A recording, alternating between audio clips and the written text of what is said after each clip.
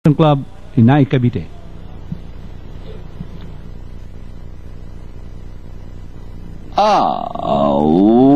Way they go. Final countdown. Fast to begin, rushing as formidable Ella. Bagong Silang is racing third by the rushing up Dugus Pet. Renzi stay extra strong, while way to go Hiza is the early trailer. Final countdown by some 6 lengths. Formidable Ella and running by the is Bagong Silang.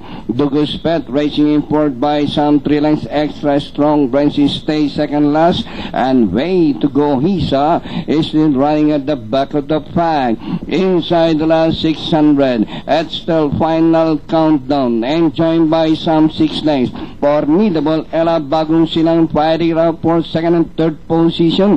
Dugus Pet is racing forward by some 5 lengths, passing the 400 and going to the final corner. Final countdown, still the leader by some 5 lengths. Bagong Silang, Formidable Ella keep on fighting up for second and third position, and nearing the last 150. Final countdown, still the leader by some 5 lengths, and nearing the last 75 meters, another Jeff Tabulay Suarate on final countdown. Second, Formidable Ella, Bagong Silang, Dugus Pet, Renzi stay, way to go Hiza, and extra strong comes last.